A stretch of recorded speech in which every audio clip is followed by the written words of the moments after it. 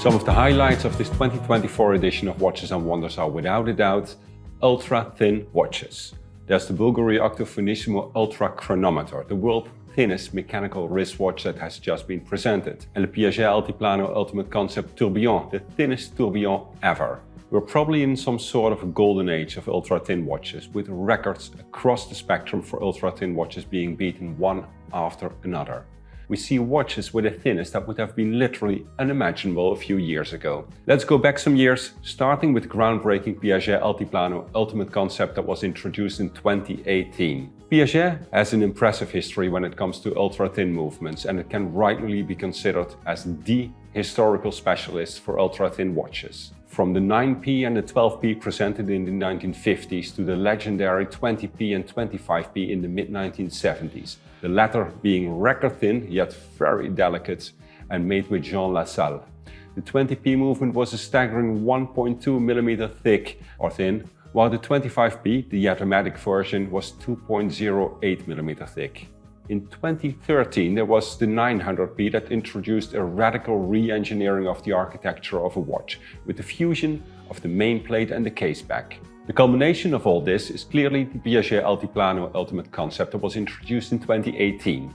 It was a mind-bending 2 mm thin, and it was the thinnest mechanical watch ever. We're talking about the entire watch and not just the thickness of a movement, as the caseback and the movement's main plate have been merged. The Altiplano Ultimate Concept smashed the previous record for the world's thinnest watch, which was held by Piaget Ultra at 3.8 mm. And then enter Bulgari. In 2014, a new contender made name for itself in the field of ultra-thin watches, and that was Bulgari with the Octo Finissimo collection. And in this collection they broke world record after world record. The most recent record they broke was for the thinnest watch with just 1.8 mm, the Octo Finissimo Ultra, which they developed together with movement specialist Concepto. Quite similar to the Piaget, the Bulgari Octo Finissimo Ultra features the movement components that are integrated directly into recesses machined into the caseback. Again, the idea is to avoid to have different layers in the watch's architecture, taking advantage of the entire surface of the watch, rearranging and building all functions in the same horizontal plane.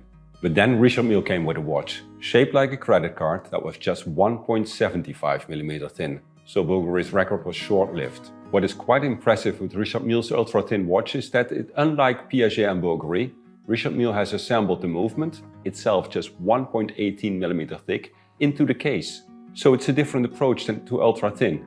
It was made together with Audemars Piguet, Renault and Papy. But now, Bulgari grabbed back the title with the Octo Finissimo Ultra chronometer.